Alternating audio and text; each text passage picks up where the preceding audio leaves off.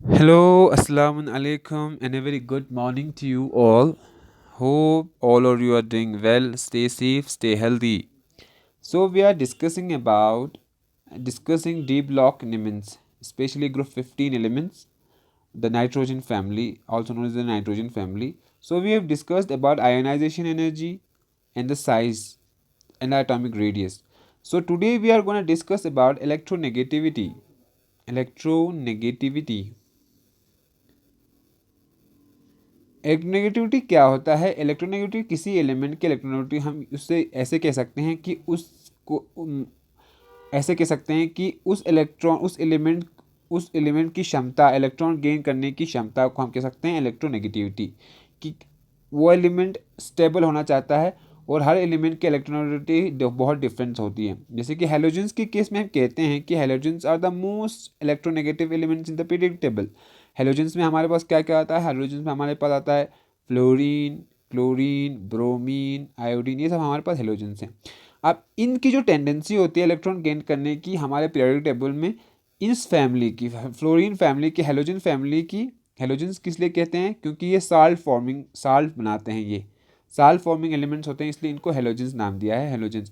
तो ये जो फ्लो हेलोजेंस फैमिली होती है, इनकी टेंडेंसी होती है इलेक्ट्रॉन गेन करने की सबसे ज़्यादा, इसीलिए ये लोग इलेक्ट्रॉन गेन करते हैं। और इलेक्ट्रॉन इस ये हाई इनको कहते हैं electronegative elements, highly electronegative elements. तो इलेक्ट्रोनेगेटिविटी हमने डिफाइन किया, electronegativity is defined as a tendency to gain electron. कोई एलिमेंट की क्षमता, इलेक्ट्रॉन गेन करने की क्षमता को हम कहते हैं इलेक्ट्रोनेगेटिविटी। जब ग्रुप 15 की बात करते हैं तो इनकी इलेक्ट्रोनेगेटिविटी क्या होती है? इनकी इलेक्ट्रोनेगेटिविटी ज़्यादा होती है।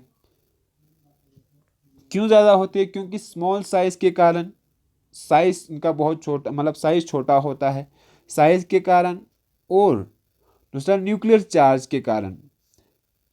अब ये न्यूक्लियर चार्ज क्या है? न्यूक्लियर चार्ज हमने बताया था आपको, nuclear charge along the period nuclear charge बढ़ते जाता है। न्यूक्लियर चार्ज का मतलब ये है कि हमारे पास इलेक्ट्रॉन्स अलोंग द पीरियड, हमारे पास शेल्स नहीं बढ़ता बल्कि इलेक्ट्रॉन बढ़ता है। इस इलेक्ट्रॉन के बढ़ने से हमारे पास यहाँ पे क्या हो जाता है?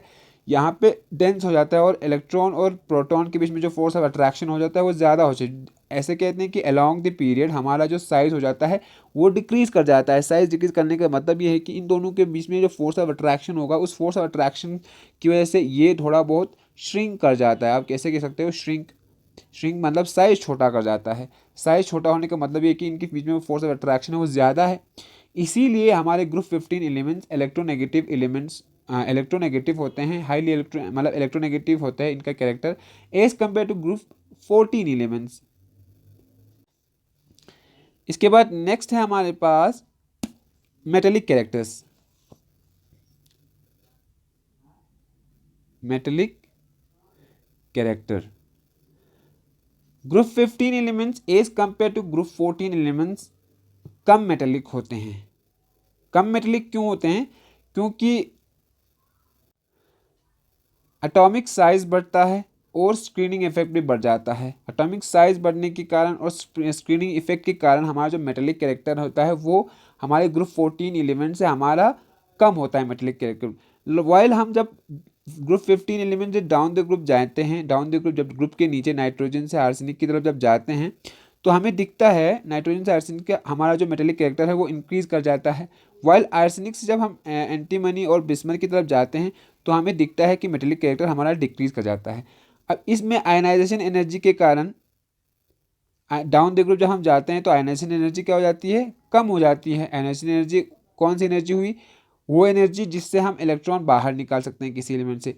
तो जब डाउन द ग्रुप जाते हैं तो हमारा नंबर ऑफ शेल्स बढ़ता है। नंबर ऑफ शेल्स बढ़ने के कारण हमारा जो इसके बीच में जो फोर्स ऑफ अट्रैक्शन होता है वो कम होते जाता है। कम होने के कारण हम इजीली यहाँ से कोई इलेक्ट्रॉन इसलिए हम निकाल सकते हैं, इसीलिए हमको यहाँ कम एनर्जी लगी, इसको हम आयोनाइजेशन एनर्जी कहते हैं। अब यहाँ पे एक टर्म है स्क्रीनिंग इफेक्ट।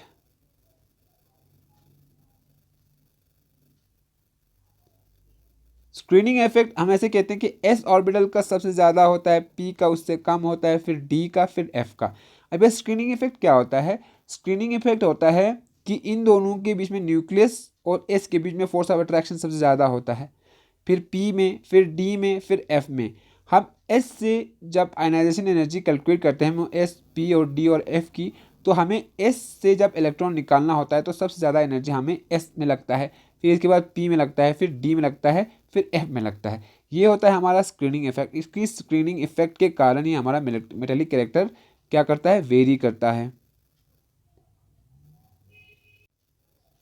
ये जब तो आयनाइजेशन एनर्जी हमारा क्या हो जाता है, डिक्रीज हो जाता है। इसी आयनाइजेशन एनर्जी डिक्रीज होने के कारण हमारा मेटेलिक कैरेक्टर क्या हो जाता है, मेटेलिक कैरेक्टर हमारा इंक्रीज होते जाता है, मेटेलिक कैरेक्टर।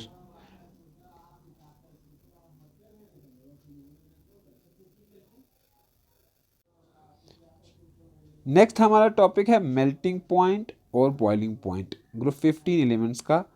मेल्टिंग पॉइंट और बॉइलिंग पॉइंट की जब हम बात करते हैं ग्रुप 15 एलिमेंट्स का, तो ग्रुप 15 एलिमेंट का जो मेल्टिंग पॉइंट होता है पहले बढ़ता है melting point. The melting point of group 15 element increase from nitrogen to arsenic and then decrease from antimony to bismuth। Melting point क्या होता है कि हमारा नाइट्रोजन से आर्सेनिक तक हमारा मेल्टिंग पॉइंट क्या हो जाता है, इंक्रीज करता है, मतलब बढ़ते जाता है। इसके बाद जब हम एंटीमनी से बिस्मथ जाते हैं, एंटीमनी से बिस्मथ, तो हमारा मेल्टिंग पॉइंट जो होता है वो डिक्रीज कर जाता है। अब इंक्रीज करने का कारण यही है, इंक्रीज करने का इंक्रीज क्यों करता है, क्योंकि ज़्यादा एस कैरेक्टर होगा या पी कैरेक्टर होगा, इसी कारण हमारा साइज छोटा होने के कारण हमारा मेल्टिंग पॉइंट जो होता है वो हमारा इंक्रीज कर जाता है। वाइल डिक्रीज करने का कारण ये है कि यहाँ पे एक इफेक्ट होता है, inert pad effect. Inert inert inert pad effect. Increase, अब इनर्ट पैड इफेक्ट, अब इंक्रीज होने का कारण ये है कि इंक्रीज हमारा मेल्टिंग पॉइंट इंक्रीज कर जाता है। क्यों, क्योंकि एटॉमिक साइज इंक्रीज कर जाता है। इसी एटॉमिक साइज इंक्रीज करने के कारण हमारा जो मेल्टिंग पॉइंट है वो भी, एटम जितना बड़ा होगा या एटम की साइज जितनी बड़ी होगी उतना उसका मेल्टिंग पॉइंट होगा। अब डिक्रीज करने का एक रीज़न है, वो है इनर्ट पैड इफेक्ट। हमारे पास इनर्ट पैड इफेक्ट को हम समझाते हैं। इनर्ट पैड इफेक्ट क्या होता है कि हमारे जो एस ऑर्बिटल्स होते हैं वो सबसे ज़्यादा शील्डिंग इफेक्ट दिखाता है।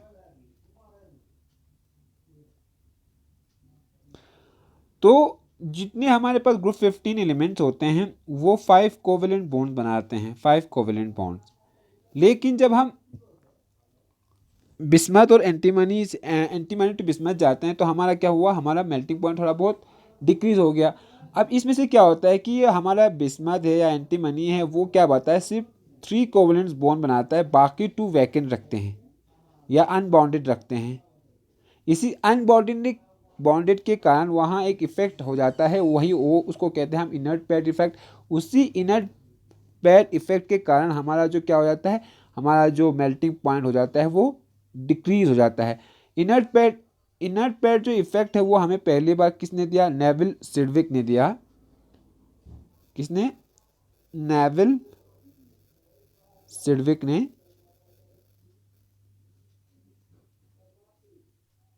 अब ये इफेक्ट क्यों दिखाता है या किस लिए दिखाता है, क्योंकि हमारा जो हमने कहा एस ऑर्बिटल की बात की कि एस ऑर्बिटल, हमारे पास एस ऑर्बिटल है वो सबसे क्लोज में है हमारा न्यूक्लियस के। तो ये जो एस ऑर्बिटल है वो अपने यहाँ से इलेक्ट्रॉन लॉस नहीं करता, इसीलिए वो 2 इलेक्ट्रॉन बच गया। उसी एस ऑर्बिटल के कारण हमारे पास यहाँ एक इफेक्ट पैदा हो जाता है जिसको हम इनर्ट पैड इफेक्ट कहते हैं। अब हमने कहा कि ये एस ऑर्बिटल जो होता है वो एस ऑर्बिटल में जो इलेक्ट्रॉन्स होता है वो इजीली वो किसी और को नहीं देता है। तो इसी के कारण यहाँ इफेक्ट पैदा हो जाता है, उसी के कारण हमारा जो मेल्टिंग पॉइंट हो और मेल्टिंग पॉइंट क्या हो जाता है, थोड़ा डिक्रीज कर जाता है हमारे इस केस में। वेल जब हम बॉइलिंग पॉइंट की बात करते हैं, बॉइलिंग पॉइंट की जब बात करते हैं तो इंक्रीज करता है डाउन दी ग्रुप, इंक्रीज हो जाता है डाउन द ग्रुप। क्यों, क्योंकि हमारा क्या होता है, डाउन द ग्रुप हमारा क्या हो रहा है, साइज भी इंक्रीज कर जाता है ड्यू टू क्या, ड्यू टू हमारा एडिशन ऑफ ऑर्बिटल्स या एडिशन ऑफ शेल्स के कारण हमारा साइज इंक्रीज कर जाता है, इसीलिए हमारा बॉइलिंग पॉइंट भी यहाँ इंक्रीज कर जाता है। Got me. अब एक प्रॉपर्टी होती है कैटिनेशन। कैटिनेशन के टर्म को हम मेनली कार्बन के साथ वैल्यूड हो मतलब कार्बन के साथ जोड़ के रखते हैं कि कैटिनेशन कार्बन कैटिनेशन दिखाता है। कैटिनेशन दिखाने का मतलब ये होता है कि कोई एटम या कोई एलिमेंट अपने ही सेल्फ के साथ अपने ही साथ बॉन्ड बनाता है, जैसे कि सी सिंगल बॉन्ड सी या C double bond C triple bond C, ये होता है कैटिनेशन। एक कोई एटम एक कोई एलिमेंट अपने ही साथ बॉन्ड बनाता है तो उसको कहते हैं कैटिनेशन। तो ग्रुप 15 एलिमेंट्स में भी हमारे पास कैटिनेशन थोड़ा बहुत मतलब इन स्मॉलर एक्सटेंट हमारा कैटिनेशन दिखाता है ग्रुप 15 एलिमेंट्स, जिसमें हमारे पास क्या होता है कि वो अपने ही साथ बॉन्ड बनाता है। जैसे कि यहाँ पे हमारे पास एग्जाम्पल में है हाइड्रोजीन। हाइड्रोजीन हाइड्रोजीन के केस में H2N और NH2, इसको हम कहते हैं हाइड्रोजीन। यहाँ पे नाइट्रोजन और नाइट्रोजन के बीच में क्या होता है, बॉन्ड हो जाता है। या एजाइड आयन या नाइट्रोजन, जैसे कि हम हमारे पास जो मॉलिक्यूलर नाइट्रोजन होता है, या हमारे पास एजाइड आयन N3- को हम कहते हैं एजाइड आयन।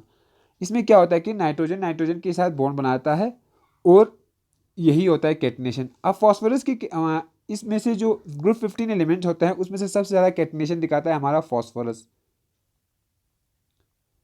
फॉस्फोरस सबसे ज़्यादा कैटिनेशन देता है, जैसे कि इसमें रेड फॉस्फोरस, वाइट फॉस्फोरस और ब्लैक फॉस्फोरस मेनली है। कि इसमें क्या होता है कि ये क्या करता है, ये कैटिनेशन दिखाता है, जैसे कि P2H4 डाईफॉस्फोरस, ये सब होता है हमारे पास फॉस्फोरस। अब नेक्स्ट हमारा टॉपिक है एलेट्रॉफी। एलेट्रॉप्स एलेट्रॉफी फिनोमिनन होता है, और एलेट्रॉप्स होता है कि कोई किसी भी एलिमेंट जब एलेट्रॉफी मतलब दिखाता है तो उसके एलेट्रॉप्स ऑफ इसके एलेट्रॉप्स ऑफ कार्बन कहते हैं हम। जैसे डायमंड हुआ, चारकोल हुआ, ये सब इलेक्ट्रॉन्स ऑफ कार्बन। तो इलेक्ट्रॉन्स किसको कहते हैं कि compound having same molecular formula, जिनके मॉलिक्यूलर फॉर्मूला सेम होता है लेकिन अरेंजमेंट या इसका स्टोइकियोमेट्री कह सकते हो आप, अरेंजमेंट अलग होता है कि कैसे अरेंज किया गया है, उनको हम कहते हैं इलेक्ट्रॉन्स। तो हमारे ग्रुप 15 एलिमेंट्स में भी ये कैरेक्टर दिखाता है ग्रुप 15 एलिमेंट्स। मेनली इसमें से हमारे पास जो ग्रुप 15 एलिमेंट्स में से ग्रुप 15 एलिमेंट्स हैं उनमें से हमारा फॉस्फोरस इलेक्ट्रॉप दिखाता है। ग्रुप 15 एलिमेंट्स में हमारे पास नाइट्रोजन और बिस्मथ, ये दो एलिमेंट्स हैं, ये दोनों हमारे पास इलेक्ट्रॉप्स नहीं दिखाता, ये दोनों एक्सेप्शंस हैं। ठीक, नाइट्रोजन और बिस्मथ।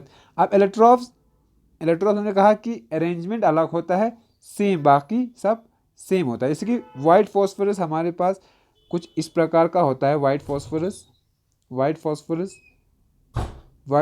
P4 या P2 भी होता है, P4 होता है। तो P2 हमारे पास वाइट फॉस्फोरस नहीं होता, P2 भी हमारे पास इलेक्ट्रॉप ऑफ फॉस्फोरस होता है। P4 माइनली वाइट फॉस्फोरस हमारे पास कुछ ऐसे अरेंजमेंट पे होता है वाइट फॉस्फोरस। यहाँ पे एक फॉस्फोरस, यहाँ पे एक फॉस्फोरस, यहाँ पे एक फॉस्फोरस, फिर यहाँ पे एक फॉस्फोरस, ये ठीक, ये फॉस्फोरस। अब रेड फॉस्फोरस हमारे पास सेम रेड फॉस्फोरस इसी फॉस्फोरस पे हमारे पास बॉन्ड बनाता है, सेम बॉन्ड। तो इसी ये दो फॉस्फोरस जब जुड़ जाते हैं तो इसको हम कहते हैं रेड फॉस्फोरस।